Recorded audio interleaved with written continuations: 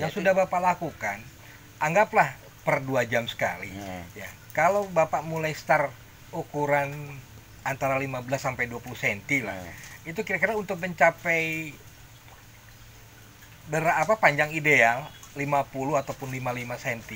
Itu butuh berapa lama, Pak? Berapa bulan, Mas? Nah, ini gini, Pak. Kalau untuk di koi, biasanya kalau yang dari 15 sampai ke 45 itu cepet, Pak. Yeah. Kalau menurut saya nih, alasi saya. Yeah. Tapi nanti begitu 45 sampai ke 55 itu agak pelan. Kenapa, Pak? Karena dia juga pembentukan, bukan memperpanjang juga, tapi pembentukan bodi juga. Iya. Itu jadi agak pelan itu. Saya nggak ngerti juga tuh jedanya, perbandingannya itu yang 10 cm dari 45 ke 55 itu bisa 1 tahun, Pak. Gitu. Tapi dari 15 ke 45 itu juga 1 tahun gitu. Jadi 2 tahun lah. Iya, 2 tahun sampai ke 55 itu 2 tahun, Pak. Tapi itu juga kembali kepada gennya tadi. Kalau kolamnya memadai, artinya kedalamannya juga bagus, pakannya juga kontinu lah ya kan, sesuai dengan jadwal. Karena menjadwal makan juga termasuk waktu yang cukup repot gitu, Pak. Kalau 1 hari 6 kali itu kan berarti kita harus 1 hari dalam 6 kali kolam gitu kan. Kalau untuk manual seperti saya kayak gini belum pakai alat. Ya. Nah, kalau karena ini juga luas, kolam juga berpengaruh kepada hasil daripada ukuran ikan itu sendiri. Kalau seandainya ukuran baknya hanya 2x1, dimungkinkan nggak ini akan menjadi jumbo? Mungkin saja, Pak, mungkin ada. Tapi ya itu tadi yang saya sampaikan, kalau bisa kedalamannya ya kita curi di kedalaman. Jangan di bawah 100 lah, kalau bisa 120 cm gitu. Dan yang terpenting lagi gini, Pak, ini sih rumusan saya, Pak. Kalau kita dalam satu ruangan ya kan, anggap saja kontainer lah. Kontainer itu anggap saja 12 kali 2,5. Kita isi orang 10, Pak, di dalamnya. Ataupun orang 15. Dengan tidak ada sirkulasi AC ataupun apa kan, kita merasa mungkin nggak nyaman, Pak. Betul. Ya kan? Itu saya pribadi mencontohkan seperti itu. Tapi ketika di situ ada AC-nya dikasih 2 atau yang gede, lebih 1 PK lah ya. Nah, jadi orang itu baru akan terasa nyaman dan tidak terganggu dengan adanya 10 orang itu tadi. Betul.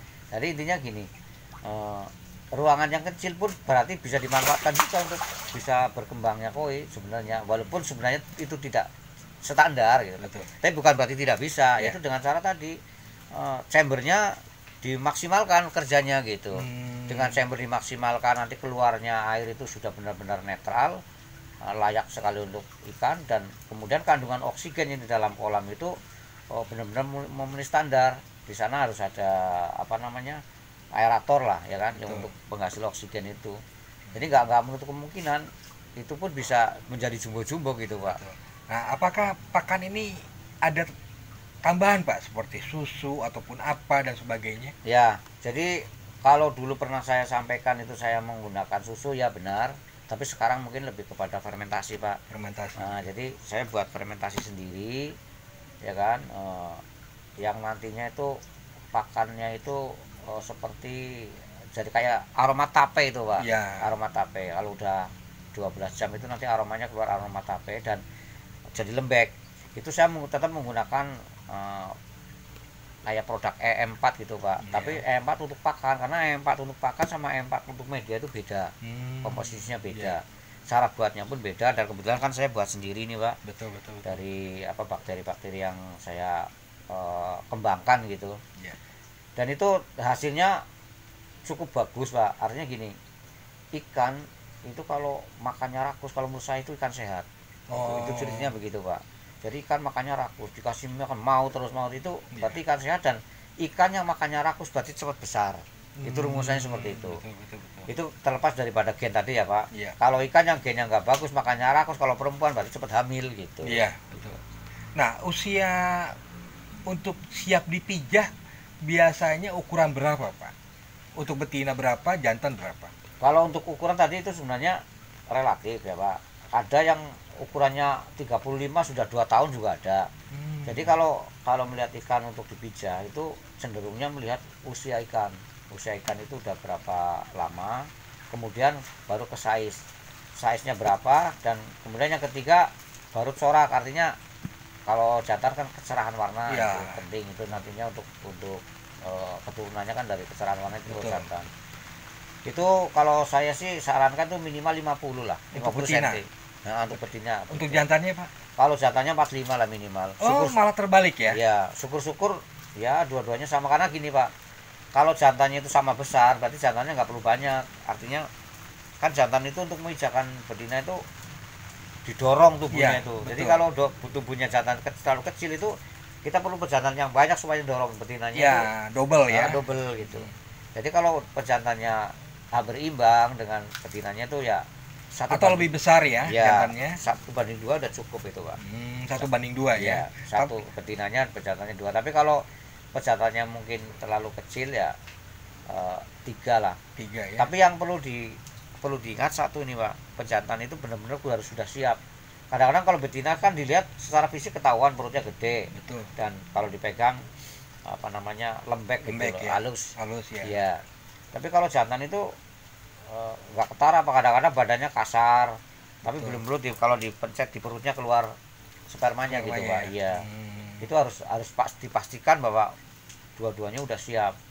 Soalnya kalau nanti hanya salah satu yang siap perjantannya, ya satu itu yang nggak dapat membuih aja gitu. Dan hasilnya nanti nggak maksimal. Nggak maksimal, betul. Iya. Harus sama-sama ya, jantan betinanya betul-betul udah siap untuk dipijah gitu ya. Betul. Dan kalau belum siap ya berarti perlu waktu lagi untuk mempersiapkan itu, perlu waktu lagi, nanti juga memang akan siap sendiri sih. Gitu. Apakah harus ada tempat khusus Pak untuk pemijahan? Iya, harus ada Pak. Jadi ikan koi itu kalau rame-rame seperti ini, jadi ternyata ikan koi itu lebih punya adab ya, artinya etika punya ya. etika. Kalau rame-rame gini nggak mau dia mijah Pak, sekalipun ini dicampur dengan jantan yang sudah siap juga. Betul. Gitu, itu nggak mau mijah. Tapi begitu diambil, betinanya diambil 1, kemudian pejantannya diambil 2 atau 3, ditaruh di tempat yang khusus dan airnya juga baru, itu otomatis mijah sendiri. Itu gampang sekali.